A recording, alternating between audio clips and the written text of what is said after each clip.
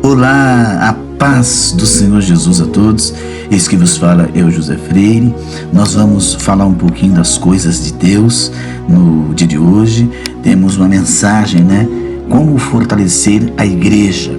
Mas antes de nós entrarmos na mensagem, depois da oração, eu gostaria muito que você que ainda não é inscrito no canal, se inscreva, ative o sininho e, evidentemente, deixe o seu like para nós compartilharmos, certo?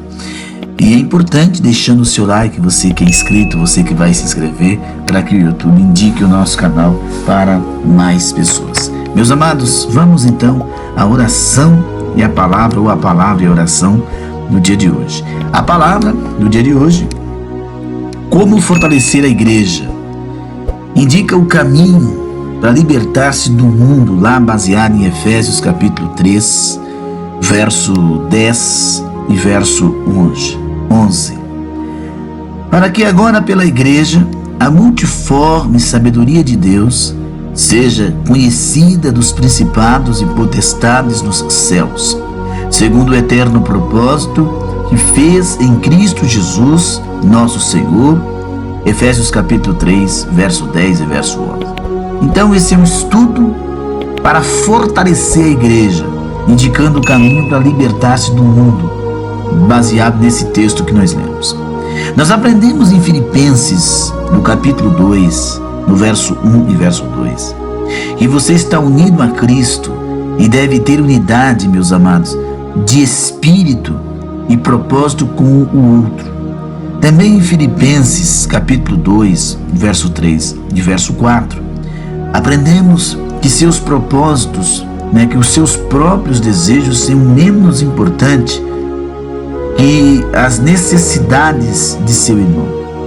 Aqueles que desejam hoje descartar a igreja precisam lembrar que ela é tanto o seu corpo, E Efésios 1, 22, 23, e sua noiva, Efésios 5, verso 25 até o verso 32. E dificilmente algo que ele faria esquecer ou negligenciar.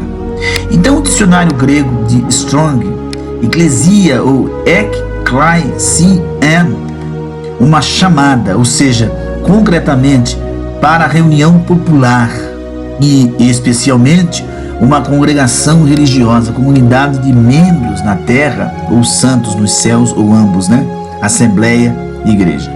No uso secular da língua grega, eclesia significa uma assembleia.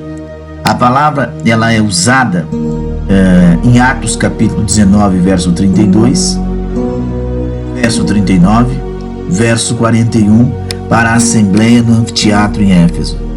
Uma igreja alegre, meus amados, interessada, crítica, reflexiva, impactante com o evangelho e que abençoe os outros.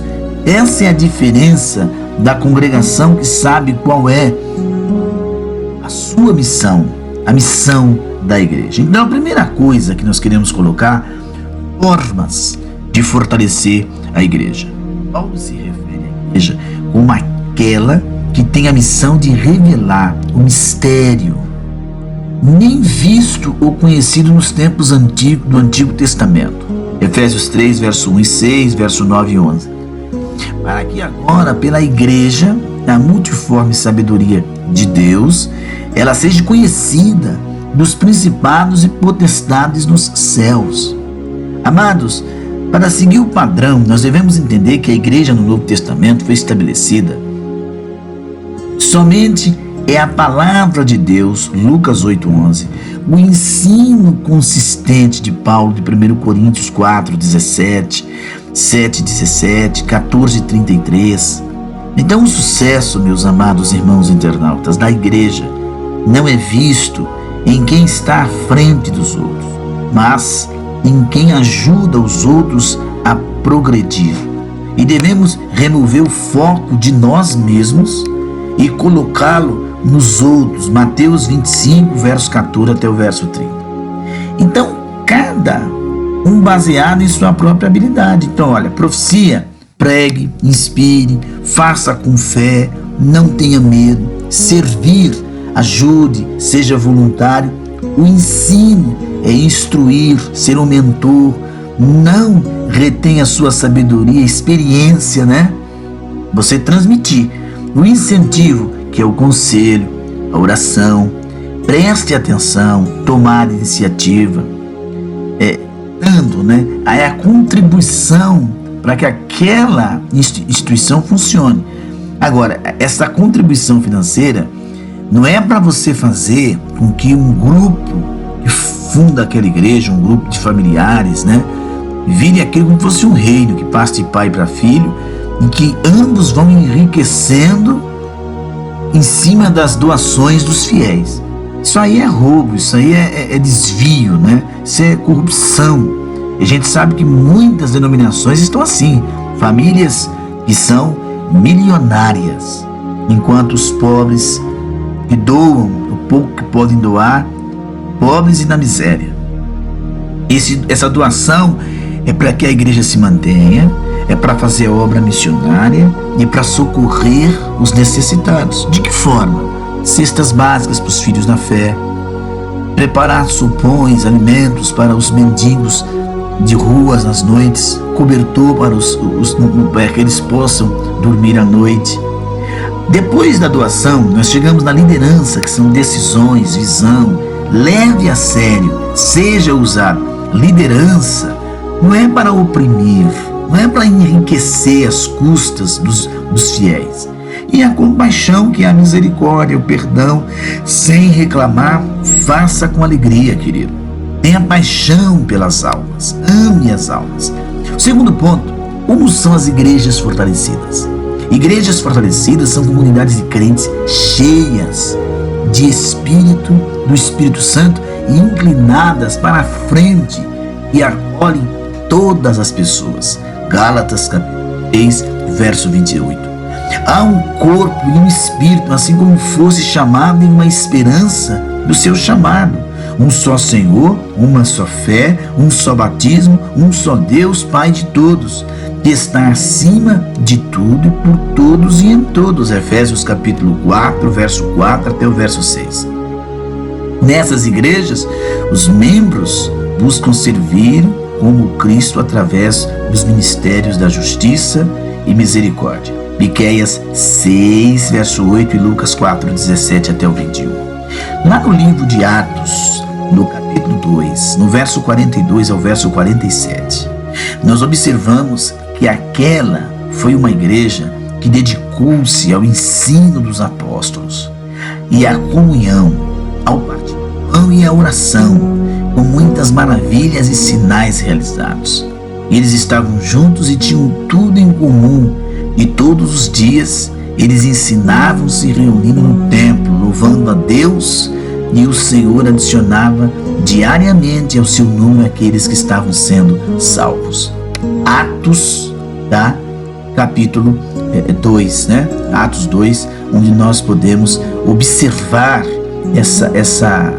essa primícia que nós acabamos de ler. Agora, Atos 2, 42 até o verso 47. No tópico 3, eu quero falar como devemos agir para fortalecer a igreja. Muito do crescimento é obtido por meio do esforço individual, segundo Timóteo 2,15, 2, 1 a 8, 2 Pedro 1, verso 5. A Bíblia, o que a Bíblia ensina? A igreja deve estender a benevolência aos membros, e os cristãos individualmente devem estender a benevolência aos não membros. Este é o padrão revelado por Deus. Então o que eu faço? Dedicação, desejo impactar os outros, especialmente novos convertidos.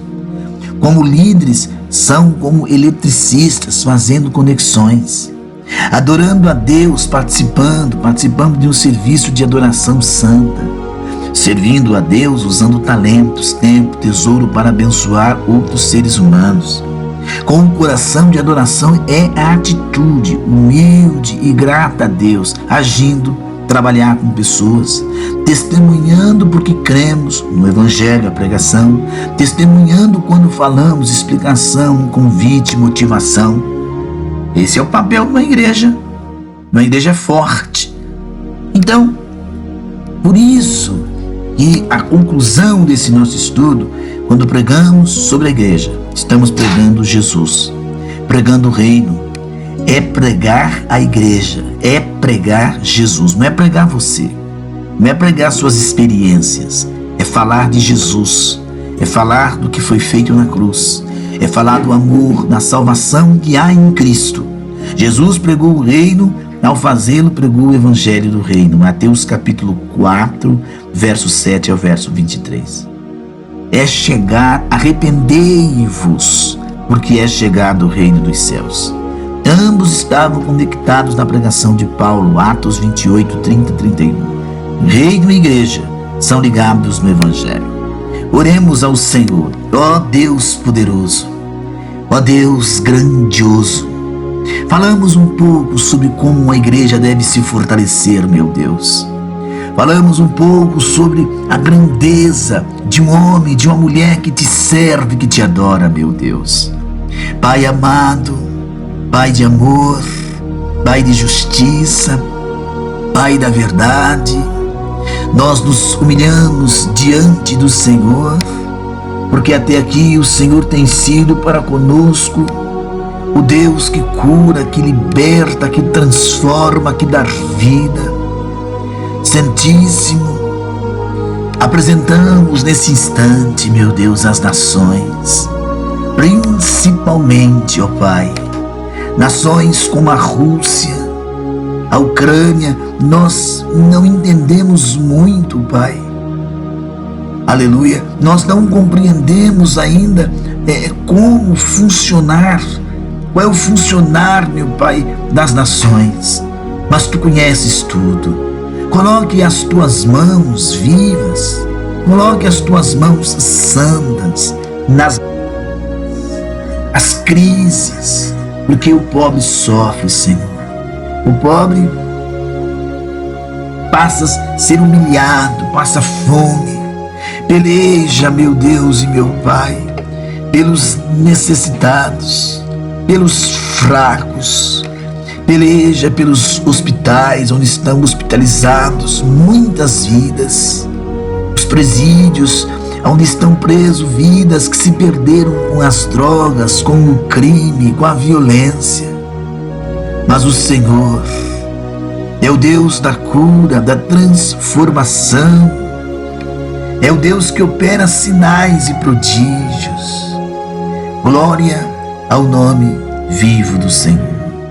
Não há um Deus tão grande, não há um Deus, glória a Jesus, tão poderoso como o Senhor. Eu te apresento, meu Deus, a Ásia, todas as nações da Ásia, todas as nações que compõem o continente europeu, o continente africano e o continente americano, América Unida, tanto a América do Norte como a América Latina. Deus vivo, levanta uma geração, meu Deus, de homens, de mulheres compromissados com a Tua palavra. Homens compromissados com a verdade da fé. Levante uma geração de adoradores com caráter, com postura, para não sermos destruídos, para não sermos vencidos. Mas o Senhor conhece os corações. Enxugue as lágrimas desta pessoa que se encontra fraca, ferida, machucada, desesperada e enferma. Abre portas, meu Deus, para esse pai de família já desesperado e angustiado. Senhor, socorre os que precisam de socorro, Santíssimo. Levanta os caídos, fortalece os fracos, ó Pai. Quantos que não têm um pão para comer, uma cama para dormir. O mundo está vivendo um caos, de crise financeira, inflação, desemprego. Estamos vendo que os sinais estão bem diante dos nossos olhos. O sinal da tua vinda.